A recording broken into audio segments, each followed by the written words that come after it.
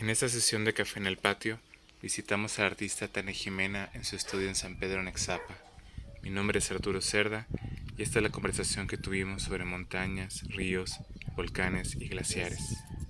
Para como este bloque que estamos trabajando ahorita, es justo reunir voces que abordan de alguna u otra manera y de distintas maneras los paisajes y sus violencias, ¿no? Eh, Cómo padecen estas violencias o cómo les acontece esas violencias.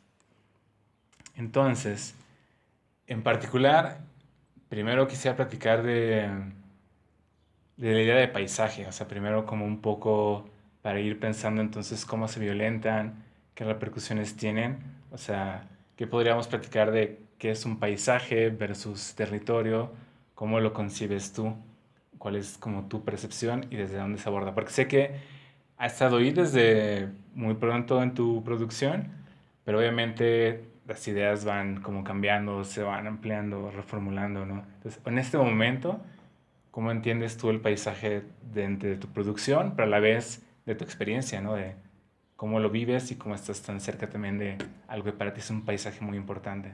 Yo creo que, como decía, siempre van cambiando los términos, ¿no?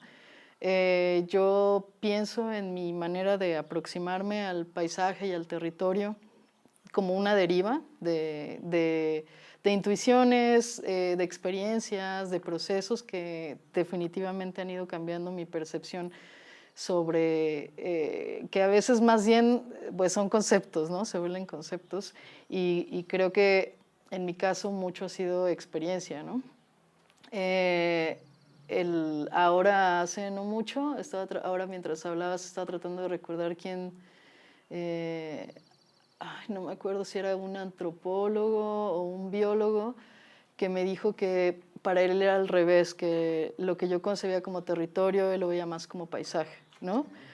Porque yo le decía, bueno, yo pienso el paisaje más como algo que se observa, porque vengo de las artes visuales, entonces tenemos como más instaurada la idea del paisaje romántico, ¿no? El paisaje bucólico, el paisaje que viene desde la tradición occidental del paisajismo, y el hecho de pasar de ¿no? Como del paisaje que miras a lo que yo llamaría territorio, que es lo que se vive, ¿no?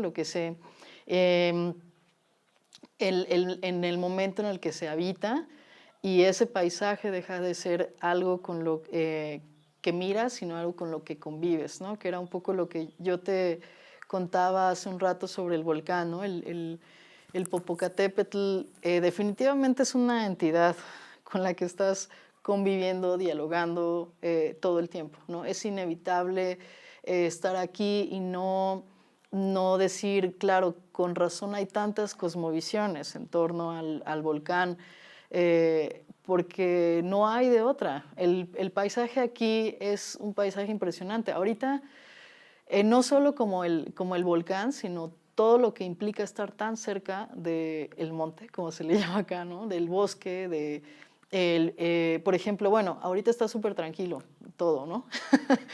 Pero en un mes esto es pues son tormentas eléctricas todas las tardes, ¿no? Rayos que cruzan todo aquí, ¿no? Así, es una cosa impresionante. No ves a los volcanes nunca porque está todo el tiempo nublado, todo el tiempo lloviendo, con unas tormentas impresionantes, vientos, ¿no? O sea, el espacio, el paisaje, el territorio, se expresa de una manera que es inevitable no tenerla en consideración, ¿no? Eh, Creo que en todos los lugares, incluso en las ciudades, porque tampoco creo que debamos de distinguirlos, sino en los paisajes de la ciudad, bueno, también están relacionados a un entorno, ¿no? Y a esta convivencia, solo que nos hemos ido como alejando de entender de dónde vienen y dónde están las cosas, ¿no? Como en la Ciudad de México, que los ríos están pues entubados, ¿no? No los estás viendo, eso no significa que no estén allí, ¿no? El agua viene de tal lugar, no significa que aparezca, ¿no? Pero esa falta de desconexión, pues es lo que también nos ha generado como muchos problemas, ¿no? estar aquí es inevitable. O sea, no hay manera de que no veas cuáles son las conexiones y de dónde viene todo lo que te suministra, ¿no? O sea, aquí San Pedro pues tiene toda el agua que llegaba aquí venía de los ríos, ¿no? De las bajadas y de los nacimientos, que ahorita casi todos están secos.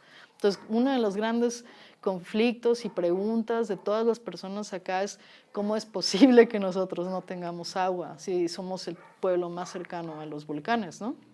Muchas contradicciones, ¿no? Internas, pero eso no significa que todo el pueblo esté de un lado o de otro, ¿no? Hay conflictos con la tala ilegal, pero eso no significa que, por ejemplo, gran parte de la comunidad esté tratando de ir a reforestar, ¿no? Y que tengan trabajos de reforestación y que traten de lidiar con ello, a pesar de que solo unos cuantos son los que se dedican a la tala ilegal, ¿no? Que es muy complejo porque además aquí casi todos son familia, ¿no? Todos están muy vinculados, ¿no? Si no es así directo, va a ser político, ¿no? Porque pues aunque tampoco está tan chiquito, pues sí es bastante pequeño, ¿no? O sea, Sí, comparado a Ciudad de México, que estamos aquí muy cerca, es un monstruo, ¿no? no, incluso Ameca, ¿no? Que Ameca ya es el centro comercial de la zona y es la ciudad. Y te dices, no, bueno, pues es un pequeño pueblo, pero es la ciudad de la zona, ¿no? Sí es como radical. Entonces, bueno, regresando a la pregunta, pues mucho tiene que ver con para mí, el habitar, ¿no? Y el cómo te transforma también. Eso y los niveles de distintos como capas que se involucran en un entorno como este, ¿no?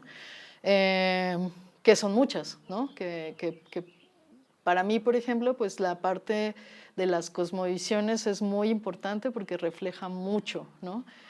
Aunque conozco también las cosmovisiones científicas, creo que son formas de conocer el entorno, ¿no? Y se me hacen muy importantes. También es una de las razones por las que estoy acá, ¿no?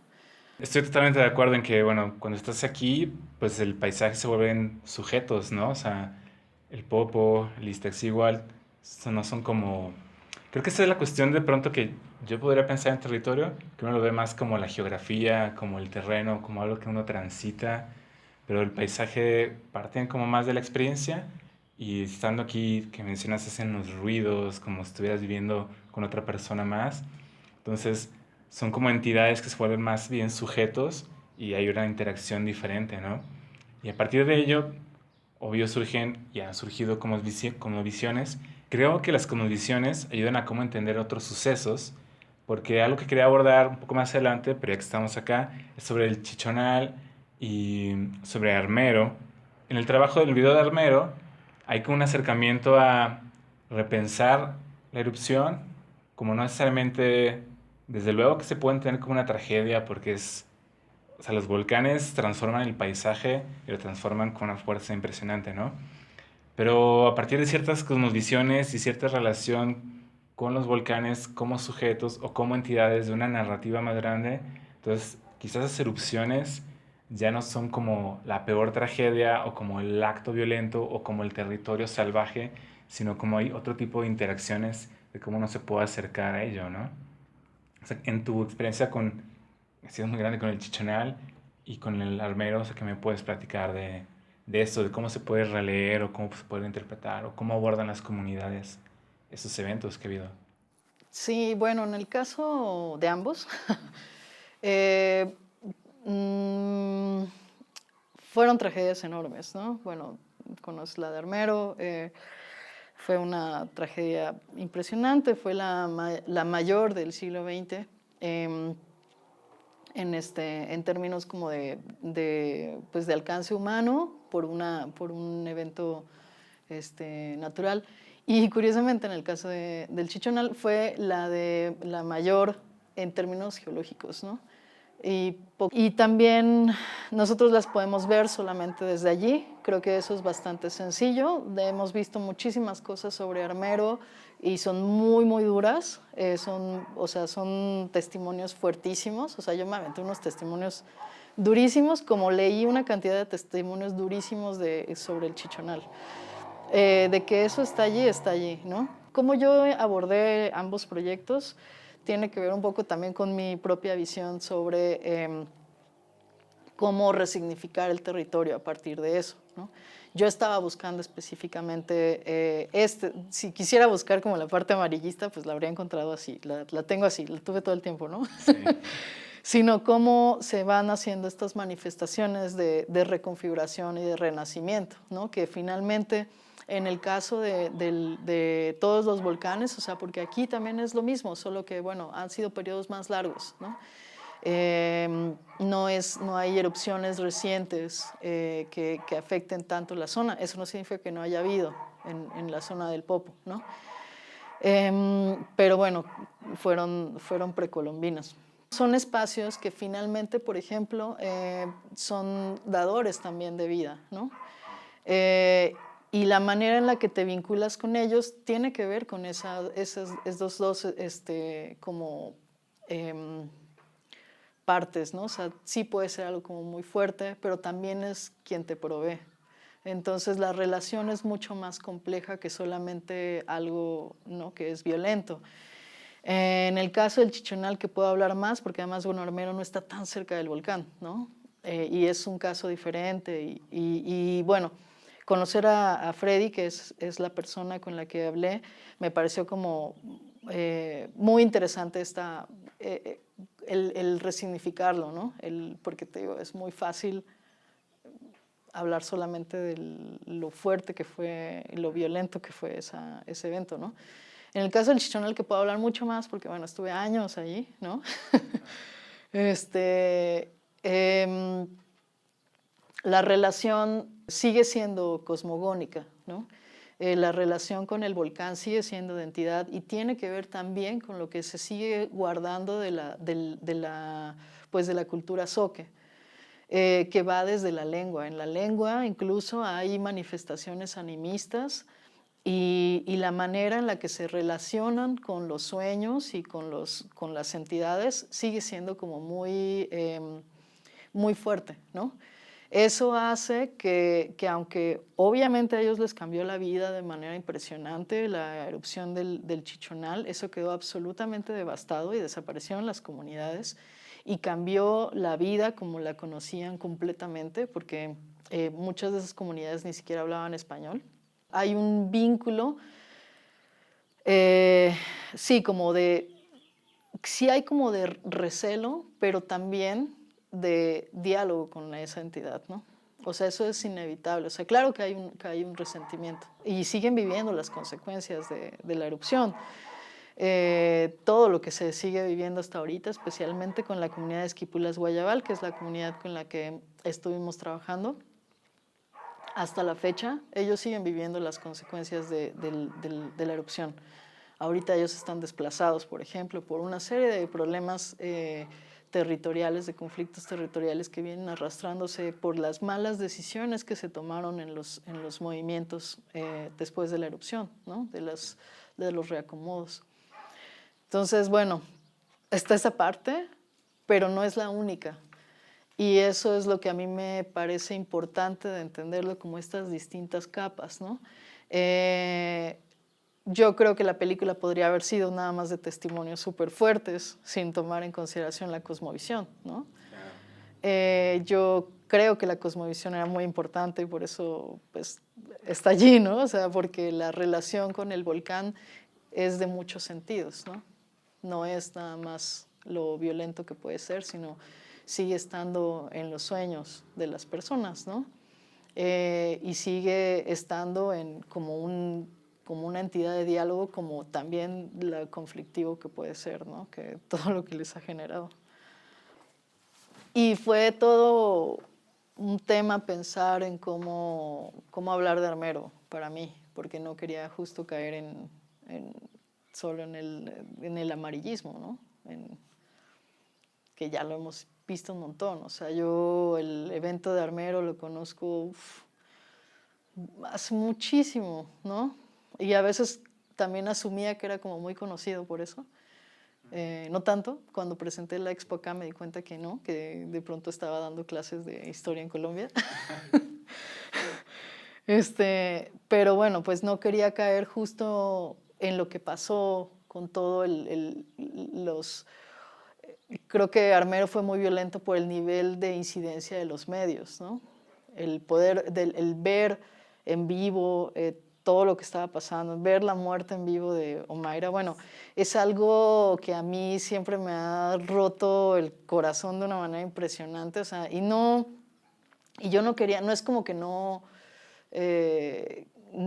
asumir que es violento, sino también se me hace un poco, más bien se me hace violento exhibir las cosas también de esa manera, ¿no? Sí, claro. Entonces, bueno, fue todo un tema ético, ¿no? Sobre cómo hablar, porque pues estaba hablando del Ruiz, ¿no? Era inevitable que no abordara a Armero, ¿no? Sí, o sea, es parte de, o sea, sí, de acuerdo a la tragedia, todas las vidas que se pierden, todas las historias que se pierden, pero pues sí, también es como parte de, ¿no? Es como parte de convivir, parte de estar cerca de estas otras entidades y sin duda tenerles recelo de lo que acontecimiento, pero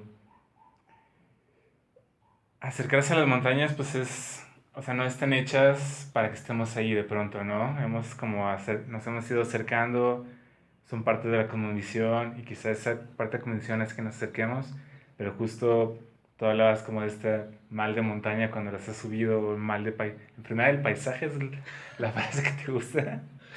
Sí. Y, y esta enfermedad del paisaje es un poco, oye, tú tal vez no deberías estar acá arriba, ¿no? Acá hay menos oxígeno y hay quizá pero me quiero acercar. Y este quererse acercar tiene implicaciones sobre el cuerpo y también hay estos términos de sentipensar, cuerpo pensar y quizá tiene que ver un poco con eso, ¿no? He escuchado que estas clases que tuviste de alpinismo fue una manera de como, primero te fuiste acercando a los volcanes, porque es lo que se hace acá, ¿no? Cuando se hace alpinismo. Y eso es entonces también, pues, estar encima de una entidad, de un sujeto, y es confrontarte un poco, porque, de nuevo, quizá no estamos hechos para estar allí, pero el hacer ese esfuerzo por generar una relación me parece como también bien importante, ¿no? Y creo que inevitablemente cambia tu percepción cuando empiezas a generar ese otro tipo de relaciones con estas entidades, con estos volcanes. En ese sentido, o sea, ahora de tu cosmovisión personal, hablemos, porque tiene que ver tu idea del paisaje, obviamente el conocer otras visiones va enriqueciendo la tuya, pero ¿cómo es tu relación, el estar sobre las montañas, bueno, volcanes en particular? Es un tipo de, no sé si decirlo así, de un tipo de montaña, pero sí es un tipo particular, ¿no? Las montañas se pueden sentir más seguras de alguna manera porque no están rugiendo, pero el volcán tiene ahí como otra personalidad. Entonces, platícame. Sí, tienen personalidad. Sí, y eso lo vas aprendiendo. Sí, pues, a ver, tengo que remontarme así. No, pues yo empecé a hacer, yo te mencionaba lo de la deriva hace un momento porque sí, yo me acerqué al alpinismo como una forma de, yo había estado como, yo abordaba el paisaje, como en el trabajo que yo estaba haciendo antes, desde la parte teórica, desde pensar justo como el paisaje que además nos vienen de teorías como el paisajismo occidental, ¿no? Pues digo, no todo, porque también como yo tenía mucha influencia de la pintura china antigua, todavía la tengo, ¿no? Y eso ya cambia completamente, ¿no? Porque la pintura china antigua no es nada más un paisaje, sino es una serie de relaciones espirituales, ¿no? Entonces, bueno, sí cambia bastante y también había sido una influencia bastante importante para mí cuando estaba estudiando, pero digamos que venía desde lo teórico, desde el pensar, ¿no? Y yo, bueno, yo soy de Jalapa, yo, bueno, mi casa en Jalapa está de frente a los volcanes, afuera de la ciudad. Yo crecí con, o sea, como con ellos allí, con el Pico de Orizaba y con el Cofre de Perote, así los tengo allí enfrente, ¿no? Y mis padres estaban muy vinculados a la conservación, ¿no? Mi madre como abogada ambiental y mi padre como ingeniero ambiental. Entonces, bueno, estaba muy vinculada al campo, a estar, ¿no? Como también a los trayectos. Nosotros vivimos en muchos lados, ¿no? Yo viví en Chiapas, por ejemplo, también, ¿no? Porque entonces, como que yo sentía que no era la manera que quería acercarme como a lo que estaba abordando.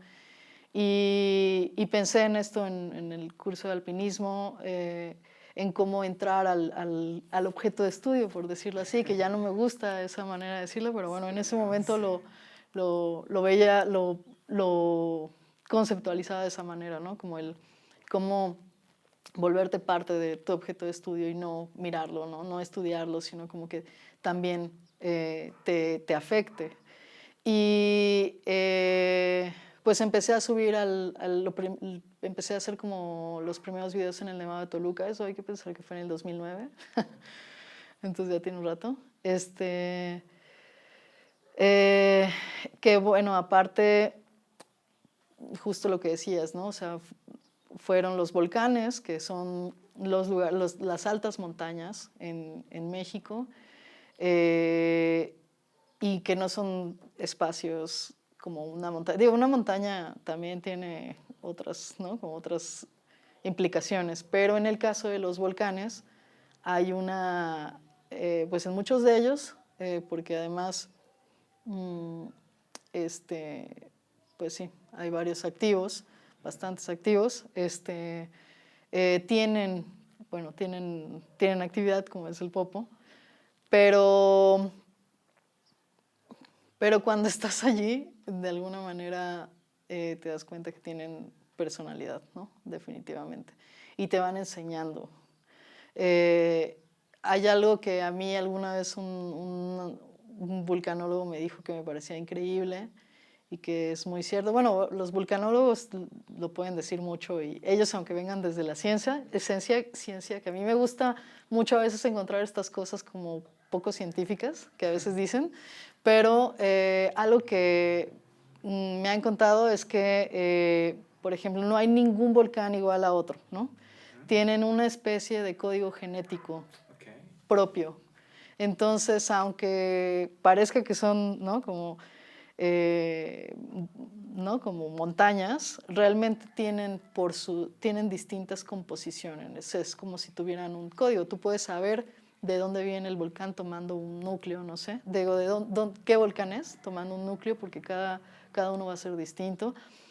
Como tampoco se pueden predecir la actividad de otro volcán, tomando en consideración uno que se parezca mucho, porque siempre van a ser diferentes, siempre tienen como actitudes y comportamientos distintos, ¿no? Entonces siempre está esta cosa así como de personificación, incluso que viene desde la ciencia, ¿no? Viviendo con ellos, conviviendo con ellos, es inevitable que tengan que tú tengas que pedirles permiso, ¿no? Que tengas que hacer un vínculo con ellos. Y algo que me ha pasado también mucho a mí, es que justo el mal de montaña, bueno, que yo en ese momento lo consideraba como esta enfermedad del paisaje, como el vivir, el cambio, porque además cambias, piensas diferente, ¿no? En otros lados, como aquí, por ejemplo, tiene que ver con el no pedir permiso, entrar a una casa sin el permiso. Y algo que yo viví en esta experiencia, ¿no? Con relación a los volcanes, es que yo ahora ya no puedo ir sin pedirles permiso, ¿no? Si no les pido permiso, me da mal de montaña. Y si sí les dejo como una pequeña ofrenda, pues no. O sea, sí hay una relación con eso, ¿no? Aquí me decían, no, es que eso no es mal de montaña, eso es que no estás dejando las cosas correctas, ¿no? Y de pronto eso empezaba a tener otro sentido, porque podía ir al Pico de Orizaba, pero pues el Pico de Orizaba también tiene una personalidad bastante fuerte, ¿no? Y bueno, ya también como la relación que tenía para convivir, para pedirle de trabajar ahí, etcétera, pues es otra, ¿no? O sea, también vas generando como otros vínculos y te das cuenta que al final mm, se responde, ¿no? Hay como una especie de pues como de respeto. Respeto mutuo, sí. Sí. Entonces, bueno, son como las cosas que han ido sucediendo, ¿no? Incluso esto pues ha ido cambiando, ¿no? La relación con el mal de montaña ha ido cambiando, ¿no? Un montón. En tu trabajo es muy importante la cuestión del audio y a propósito de ahorita hablar de sujetos y de escuchar, voy a hacer un par de lecturas sobre escucha a Jamapa y tú me dirás qué piensas, pero creo que pues vamos a partir con una platicada. Porque en este video, que es de alguna manera un recorrido, creo que alguna vez escuché decir que era una especie como de despedida de Memo, como... Y me hizo pensar como cuando un ser querido, ¿sabes? Estas últimas palabras, cuando fallece y es esa cosa que recuerdas de lo último que me dijo, que era como de ese poder, ¿no? O sea, saber que es inevitable tal vez que desaparezca, saber que es inevitable que no va a estar ahí. Y esa última visita al hospital, a la casa, esa última visita donde escucha uno lo que te está contando, pues es como súper fuerte, ¿no? Toda esa parte de tu trabajo que tiene que ver con sonido me parece muy lindo en ese sentido, porque también, de nuevo, es como una especie de lenguaje que puede no estar estructurado, porque al final son sonidos que ahí están y uno no los puede estar organizando de una manera en la que dices, ah, esto quiere decir tal cosa, pero que mientras hay sonidos que está vivo. Y es una manera entonces también de sentir todavía la presencia de estos cuerpos. A tu acercamiento que tiene que ver con el sonido, que tiene que ver con Jamapa, o sea, cómo ha sido, de qué manera, porque obviamente tu trabajo tiene que ver también con lo audiovisual y uno puede darlo por hecho, que el video va acompañado con el sonido, pero por sí mismo es algo, ¿no? Por sí mismo es como un cuerpo muy importante. Entonces, ¿cómo lo abordas? ¿Cómo ha sido reflejado? Y con Jamapa en particular, ¿cómo se ha ido derivando de los primeros encuentros? Justo el trabajo de sonido en Jamapa fue el buscar la voz del glaciar, ¿no? O sea, como que de pronto podía ser muy literal, pero era como tratar de escuchar esos resquebrajamientos internos, ¿no? Del glaciar que a veces suenan así, ¿no? Debajo de ti, ¿no? Los escurrimientos, toda la serie de cositas que van generándose en todo el proceso de deshielo, que al final es un despedirse, ¿no? Es como el glaciar va a desaparecer y más rápido de lo que se pronosticaba, ¿no? Pues definitivamente es una cosa muy dolorosa, es muy triste, especialmente cuando tienes estas relaciones afectivas, como en el caso, digo, yo la tengo, pero hablando como de Memo, del glaciólogo que lo estudió durante muchísimos años, ¿no? Que tenía como esta relación en la que se emocionaba cuando medían que subía un poco el nivel de nieve, ¿no? Que pudiera apelmazarse, ¿no? al glaciar, ¿no? Y darle un poco más de fuerza, y bueno, y que el glaciar está ahí también resistiendo y utilizando la radiación, ¿no? Que lo deshiela también para tratar de volverse como más fuerte, pero siempre, siempre, siempre va a ganar la desglaciación, o sea, el deshielo que, bueno, ellos le llaman ablación. Pero bueno, siempre va a ser más fuerte el que se esté deshielando, ¿no? Por mucho que a veces avance un poco con la nieve, siempre va a ser mucho más, ¿no? Entonces, esta relación como de emoción, cuando el glaciar logra tener un poquito más y luego vuelve a perder, pues es una justo como lo que decías, es como las últimas visitas, ¿no? Y todo el sonido, pues hemos intentado que sea un registro sonoro de todo ese proceso. Comencé levantando sonido con el proyecto en el 2016. Entonces tengo como una serie de grabaciones de distintos años, de muchos años, ¿no? La última que hicimos fue así como formal el año pasado, en octubre más o menos. Entonces, bueno, han sido como distintos momentos, distintos métodos, ¿no? Como para ir guardando una especie de archivo de esa despedida, ¿no? La parte sonora más allá del archivo ha sido también cómo la hemos trabajado, ¿no? Cómo se ha presentado en las distintas como versiones del proyecto, porque bueno, Escuchar Jamapa fue un primer video que ahora ya no existe, que se convirtió en la videoinstalación que es Río de Niebla, Río de Adobe, Río de Sangre, que es la videoinstalación ya con los 3 momentos del río, y que también es una película, ¿no? Entonces, bueno, ha sido como hemos ido transformando lo sonoro, el sonido del deshielo a otras manifestaciones sonoras, ¿no? O sea, por ejemplo, ya en el tríptico, en la instalación, digamos que el 80% del sonido venía de allí. Está modificado, se busca que tenga como ciertas tonalidades, ¿no? Y sí tiene elementos ya de composición, ¿no? De música, pero siempre tomando lo que viene como base, lo que viene pues de la voz del glaciar, ¿no? Como que está inundando.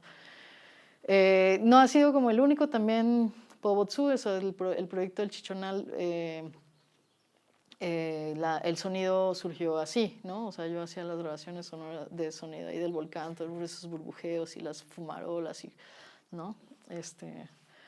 Y eso se utilizó también como para vestir todo el sonido, o sea, como construir el sonido desde lo que viene de las entidades, ¿no? Incluso en Armero, lo que pasa es que esa era menos evidente porque la presenté solo una vez. Bueno, estaba Armero y pues estaba la instalación del mapa que tenía como en Casa del Lago, y había sonido, que era una avalancha que habíamos ido construyendo, que había construido Carlos, que es el músico con el que trabajo siempre, Carlos Edelmiro, que hace todas las cosas, entonces también tenemos como muchas. Esa fue la primera que hicimos, de hecho, creo, en el 2018. Yo había grabado sonido en las distintas bajadas del Ruiz, del volcán del Nevado del Ruiz, y a partir de eso él construyó una especie como de avalancha sonora que viene del sonido real, ¿no? Y estaba en la sala. O sea, no estaba en el video como tal, sino que estaba en la sala, que bueno, mientras recorrías como el paisaje en el suelo, estaba como el sonido, ¿no?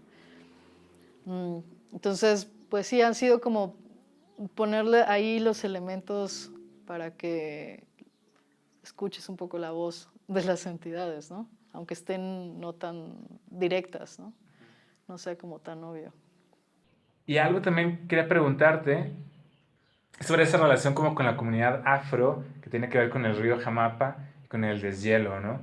También es una comunidad de pronto invisibilizada y que hay una relación similar a cómo uno invisibiliza a los ríos, a las montañas. Entonces, tu experiencia trabajando con esta región en particular y que atraviesa esas comunidades, ¿cómo ha sido su sentir? Si lo has tenido. Yo creo que lo que pasa es que ese proyecto también es una película. Es una película que está en post todavía, ¿no? Entonces, la peli, para mí era muy importante poder vincular el glaciar, o sea, como no dejarlo aislado, no decir, mira, este paisaje que parece fuera de México, ¿no? No tiene nada que ver, ¿no? con el resto del entorno. Y no solo está vinculado por el río, sino también por lo que decías, una serie de violencias que más que yo no utilicé la palabra violencias, yo creo que más bien son como eh, acostumbrarnos a desapariciones, ¿no? O sea, como a cómo se va degradando, cómo va desapareciendo, cómo van muriendo elementos que, bueno, en el caso del glaciar, que es el glaciar y que de pronto em, estamos muy desvinculados a su desaparición, como a que esté desapareciendo una cultura al mismo tiempo que está vinculada con el glaciar, ¿no? Entonces, y que bueno, además, el río, el Jamapa, llega a Boca del Río, ¿no? Entonces, bueno, Boca del Río, que es, sí, una de las zonas más, que ha sido más violentas y que ha sido muy, pues, ha sido muy, muy afectada por el crimen y por la entrada del narcotráfico desde los gobiernos de, bueno, desde el gobierno de Fidel y luego de Duarte, ¿no? Del priismo allá. Entonces, bueno, es como pensar que el río es este vínculo en el que también otros elementos se relacionan también desde la desaparición, ¿no? A mí me parecía muy interesante porque tanto el Cotaxtla, que es el río que, bueno, lo que aprendí, me voy a extender, esto es como una anotación extra, pero los dos ríos que nacen del glaciar, o sea, que son afluentes del glaciar, es el Cotaxtla y el Jamapa. Y se juntan como por ahí por Medellín, más o menos, más adelante de Jamapa, del pueblo de Jamapa, ¿no? Cuando yo estaba investigando la zona, la investigué con Google Maps y Google Maps pone que el Cotaxtla es el Jamapa. Y ya estando en la zona, recorriendo todo, pues las personas te dicen cuál es cuál, ¿no? Y cómo los conocen. Pero bueno, son estas como imposiciones, ¿no? Que bueno, que de hecho el Jamapa ni siquiera tiene nombre, o sea, en Google Maps, ¿no? El que aparece es el Cotaxtla, que es el que baja por el lado de Orizaba y de Córdoba, ¿no? Entonces, tanto del lado como de Orizaba y Córdoba cruza por Yanga, ¿no? Entonces, yo originalmente estaba pensando en cómo abordar pues esta desaparición de la cultura afro en la zona, ¿no? Desde Yanga, cuando Yanga, bueno, tiene otro tipo de vínculos y bueno, ya están ellos retomando también como la cultura y bueno, y de pronto me encuentro con que el Jamapa no es ese, ¿no? El Jamapa pasa por Ixcuatlán del Café, baja por el otro lado, o sea, está Coscomatepec y uno baja de un lado y el otro del otro, que es donde están como las cañadas estas impresionantes que he puesto ahí como en los videos. Y pasa por el poblado de Jamapa. Entonces, cuando yo presenté como una instalación que hice bueno, que empecé como a investigarla en el 2016, 2017 y la presenté hasta el 2018, de las marcas que dejó el glaciar pues como huellas de su paso por el mundo y que además son recientes, ¿no? Las mostré en Jalapa en una bienal. Fernando, que es un fotógrafo de Jamapa, que él estaba presentando sus fotografías en ese momento, se acercó y me dijo, oye, yo no sabía que el glaciar se llama Jamapa y que yo soy de Jamapa, ¿no? Entonces, bueno, él me invitó a visitarlo, fui allá, ¿no? Y desde entonces, pues regresaba con él, más como a visitas, más como, no tan antropológicas, sino como a dar recorridos, ver como los espacios, ¿no? Un poco guiada, pues más bien completamente guiada por él y por las cosas que él me contaba, ¿no? Y cómo se empezaban a mezclar, se han ido mezclando. La zona es muy interesante, la zona en específica de Jamapa, porque era una zona indígena, donde todavía hay vestigios de antiguas pirámides de adobe. O sea, es muy plano, ahí ya es súper plano. Y si ves montículos es porque eran como de adobe. Allí las personas han ido convirtiéndolas en ladrillo, o sea, hay montículos, se vuelven ladrillo, y en el proceso de volverlas ladrillo salen un montón de figuritas, ¿no?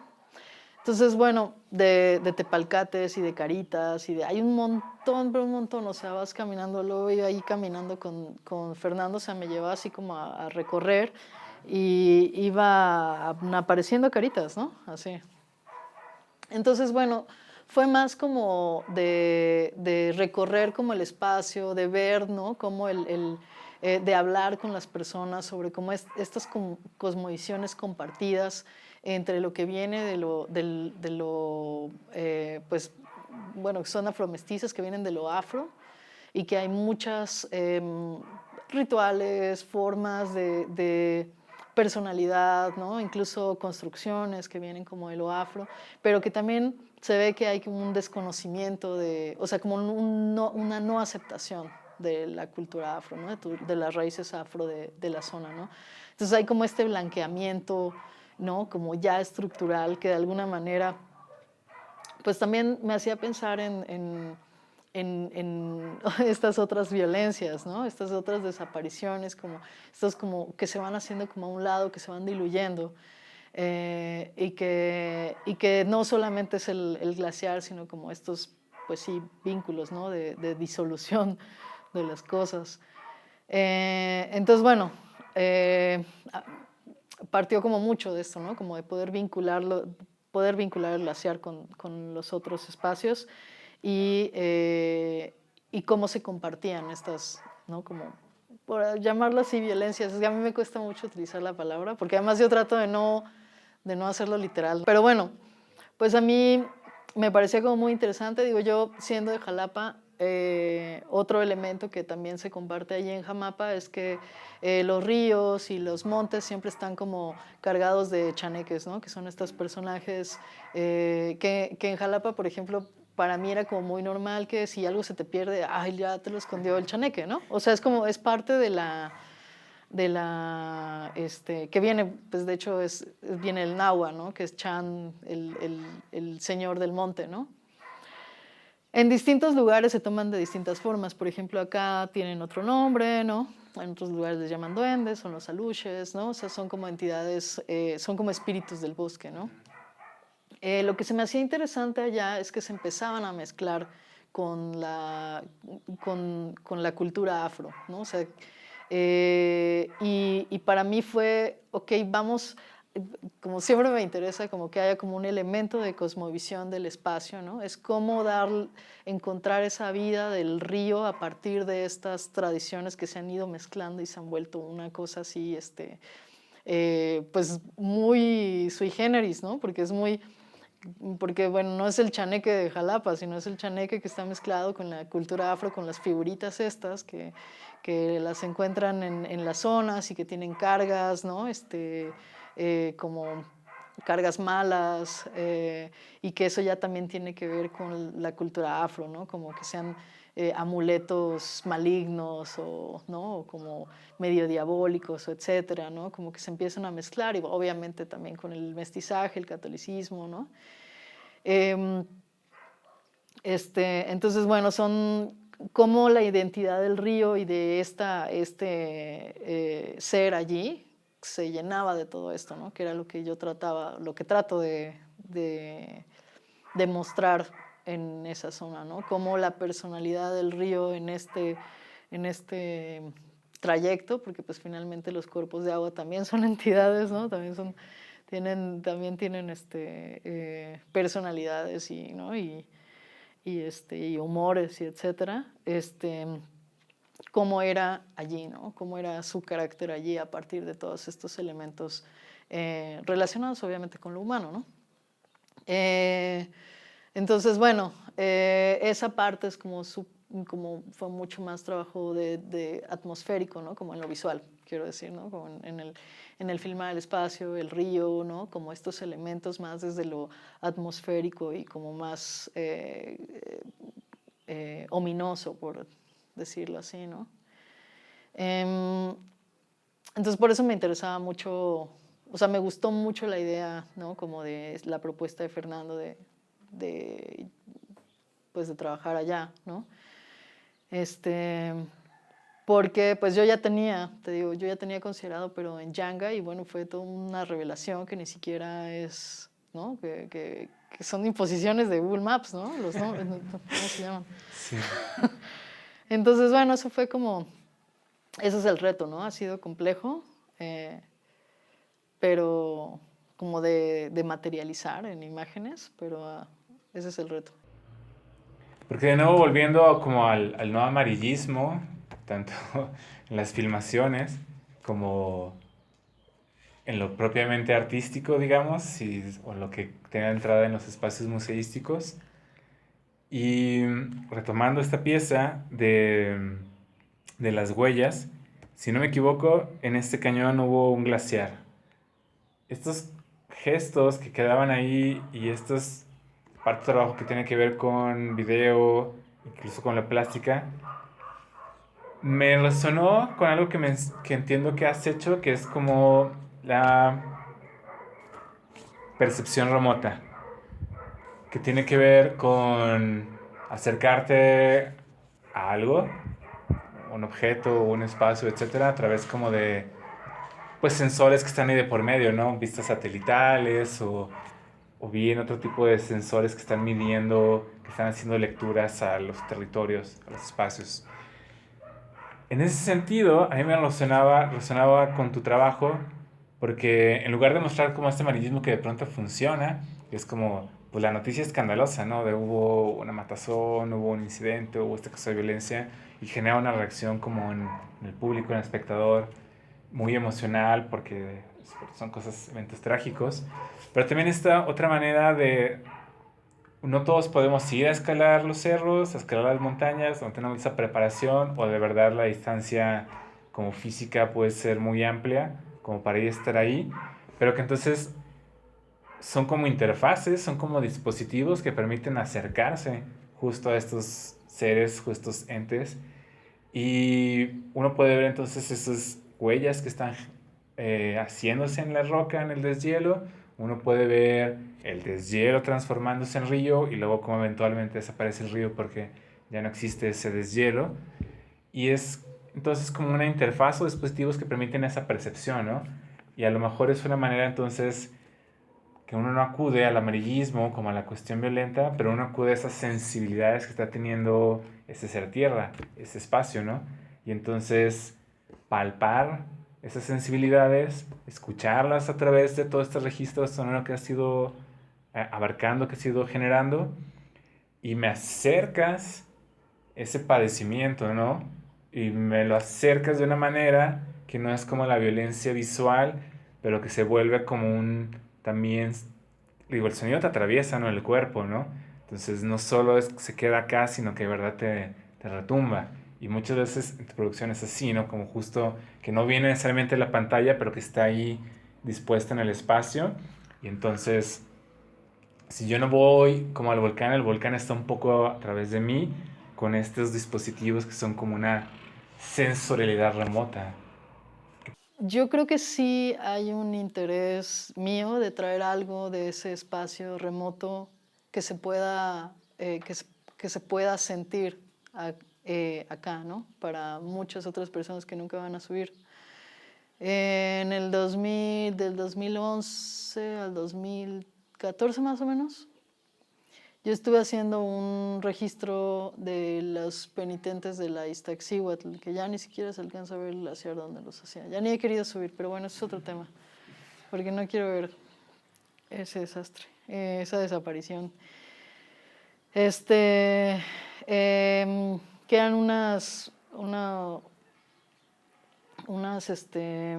formaciones de hielo efímeras que se dirigen hacia el sol y son una manera de medir naturalmente el clima, ¿no? Mientras se van haciendo más pequeñas, se llaman nieves penitentes. Se hacían sobre lo que quedaba del glaciar de la Iztaccíhuatl, pero también a veces se forman sobre la tierra. Eso tiene que ver con la humedad y así. Y cuando hice ese proyecto yo tenía como muy claro que para mí era muy importante mostrar lo que pasaba allá arriba, que era como tan lejano y que además estaba desapareciendo acá, ¿no? Como poder traerlo. Y eso se repite mucho, y tiene mucha relación con la de las marcas, ¿no? Que en las marcas literal saqué moldes, ¿no? O sea, saqué moldes de silicón y me los traje y luego los imprimí, que son como las que están ahí. Hice muchas pruebas y me costó mucho porque era muy complicado. Y, o sea, como en la altura todo cambia y no estás a 5000 metros y luego estaba en una roca y caminaba a la otra y ya me había dado así como mal de montaña, ¿no? Eso es en el 2016, todavía no pedía permiso. Todavía no aprendí a tomar permiso. Entonces, bueno, sí hay algo que para mí eso es, o sea, como el sustraer. Bueno, también lo que hice de los hielitos estos en el Ártico en el 2014, pues es muy así, o sea, como tomaba el glaciar que se acaba de caer y recolectaba los hielitos y los sacaba a un molde, igual se iban a deshacer y ya no iba a quedar nada, ¿no? Y pues parecen piedras. O sea, parecen una piedra cualquiera, pero pues era darle como ese lugar a ese hielo que iba a desaparecer, ¿no? El poder haber ido al Ártico y, por ejemplo, ahora que fue a la Antártica, pues también tiene que ver mucho con eso, ¿no? Como poder traer esa experiencia, esa sensación, ¿no? Como de esos espacios que están ahí como diluyéndose. Entonces, creo que sí hay algo de ello. La percepción remota, que yo la pensaría como lo dices, más bien en que yo fuera como una especie de dispositivo, ¿no? Porque la percepción remota en sí es una práctica que, pues, con la que, digamos que en mi práctica no me relaciono, porque justo yo voy a campo, ¿no? Sí. Yo voy a campo y la percepción remota, pues sí, aquí hay, por ejemplo, muchos de los aditamentos de percepción remota para el popo, ¿no? Como tienen ahí un DOAR, me parece que se llama, que es como para medir la fumarola, ¿no? Como tienen varias cosas, ¿no? Pero me parece interesante pensarme como uno de estos dispositivos, ¿no? Que quizás están trayendo esa información. Eso creo que sí tiene mucha relación porque lo he pensado así, ¿no? O sea, he pensado como mostrar o traer esta forma sensible, ¿no? Que bueno, igual a mí no me gusta justo decir como tanto en el amarillismo de los problemas, de las crisis, como en el caso de las tragedias como la de Armero, como la del Chichonal. También hay un amarillismo en cómo hablar de las crisis climáticas, ¿no? Y que creo que eso ha sido también es una constante actual que más bien genera como ansiedad y no genera soluciones. Más bien se vuelve como parte de un sistema que está generando productos para que eso se minimice, ¿no? Que se llama, bueno, ahora compra esto, etcétera, pero son paliativos y no van a la base, ¿no? No hay como una vinculación real con la forma de consumo, ni la reducción del consumo, porque pues el sistema no va hacia eso, el sistema no le interesa, o sea, el sistema capitalista no va a solucionar lo que ha generado, ¿no? Entonces también creo que desde ese lado a mí me parece importante tampoco utilizar ese amarillismo climático, ¿no? Sino justo como lo que decías, ¿no? Como desde el cuerpo, desde lo sensible, desde el sonido y que bueno, por eso como el equipo con el que yo trabajo y como específicamente con Carlos Elmiro, que es como el músico, que él ya sabe también como muchas estrategias que nos interesan a ambos y justo el uso incluso que podía ser, no sé, un poco manipulador de los bajos en el sonido, ¿no? Porque ya hay una parte que tú sientes y que quizá no eres consciente que la estás sintiendo, pero las vibraciones te están llegando, ¿no? Entonces esa relación con lo corpóreo del sonido también es pues es un elemento que te genera una sensación, ¿no? Y que aunque no sea tan consciente, ¿no? Ahora con la Expo del Exteresa, que bueno, pues es el pico, ¿no? el glaciar, el río, todo tenía sonido. Y algo que me decían, o sea, por ejemplo, yo nunca enuncio las cosas como tal, no digo, es que está desapareciendo, pero bueno, pues estamos viendo el deshielo, ¿no? es que, no, o sea, no lo pongo como noticia amarillista, sino que es más como un acercamiento, una sensibilización y así. Y algo que me pasaba mucho cuando me hablaban de la expo es que tenían como muchos sentimientos encontrados que yo decía, bueno, es que de eso se trata un poco, ¿no? Es como hay una emoción, porque sí es un lugar impresionante, pero al mismo tiempo te genera un montón de tristeza, ¿no? Y al mismo tiempo te genera como preguntas, ¿no? Y ganas como de hacer algo, ¿no? Sin que nada de lo que esté allí te esté diciendo que lo tengas que hacer o qué es eso, ¿no? O sea, sin que te esté empujando a que tú digas, bueno, en el video se habló sobre la crisis climática. Pues no, no. O sea, es más como desde lo sensitivo. Que a mi parecer es más, puede llegar más que los datos, la angustia climática, ¿no? Que es como ya una terminología. Bueno, no es ansiedad climática, que es como ya lo que te generan las noticias todo el tiempo, ¿no? De todos los conflictos, pero no hay ningún tipo de forma de solucionarlos porque, ¿no? Claro.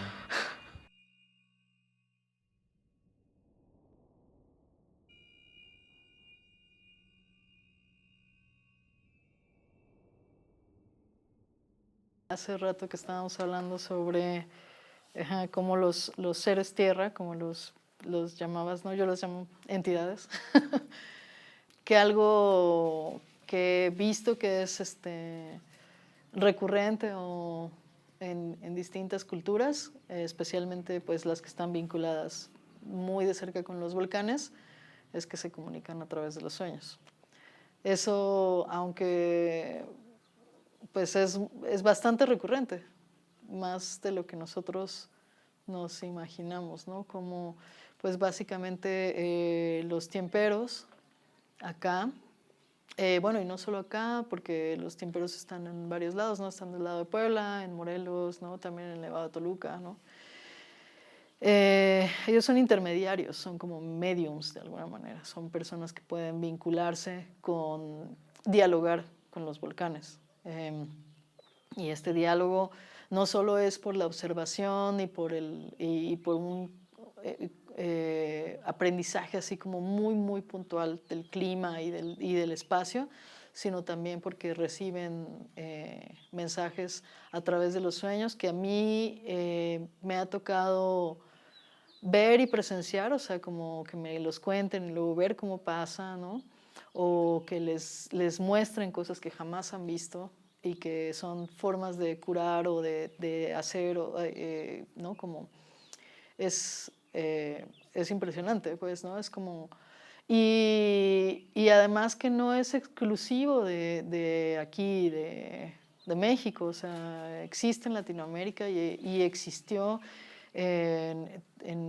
o sea, incluso en Italia, por ejemplo, había personas que tenían como esta relación y que, bueno, los hicieron a un lado, ¿no? Pero bueno, pues en toda Latinoamérica hay muchas manifestaciones todavía, ¿no? Digo, en el caso de Italia, bueno, pues les mandaron la Inquisición, ¿no? Entonces también ha sido la forma de ir desapareciendo como algo que es, yo creo, o sea, a mi parecer, la forma natural de relacionarse con el mundo, ¿no? Como la no objetivante, ¿no? Objetualizante, más bien, perdón por decirlo, pero que es algo que también quería mencionar hace rato que lo decías, o sea, nosotros objetualizamos, y eso tiene que ver también con las tradiciones que vienen del positivismo y de la modernidad, ¿no? Y bueno, así se han ido perdiendo los vínculos con los ríos, con la tierra, con los volcanes, ¿no? Que no son, pues dejan de ser entidades y se vuelven espacios de los cuales se puede obtener algo, ¿no? Hace poco leía un texto del taller de decisiones económicas sobre el río Llora, sobre el río Grande de allá de Jalisco y la manera en la que lo fueron drenando, ¿no? Lo fueron justo volviendo un objeto primero, pues para drenar, y luego dejar, lanzar todos los desechos de la industria, ¿no? Que hizo que sean estados como, pues, como lo es Jalisco, ¿no? Como un estado económicamente, ¿no? Como, ¿cómo llamarlo? No tengo con la palabra ahorita, pero bueno. Digo, a lo mejor no es lo que queremos usar, pero económicamente es fuerte, ¿no? Como industrialmente es... Sí, o sea, es que lo que me cuesta decir es si eso puede sonar que sea Sí, positivo o claro. no. Eso es lo que creo que me está como generando mucho conflicto, porque realmente esa economía también es para solo algunos, ¿no? Y justo este libro habla de dos visiones de las personas que viven allí en torno al río y que a ellos les afecta toda esa violencia que se ha generado sobre el río y que no reciben nada de estos beneficios como ¿no? De la economía industrial, ¿no? Pero pues tiene que ver con eso, ¿no? Tiene que ver con que ya no es el espacio donde creces, te vinculas, tienes una relación afectiva, sino se vuelve un objeto, ¿no? Sí, claro. Cuando...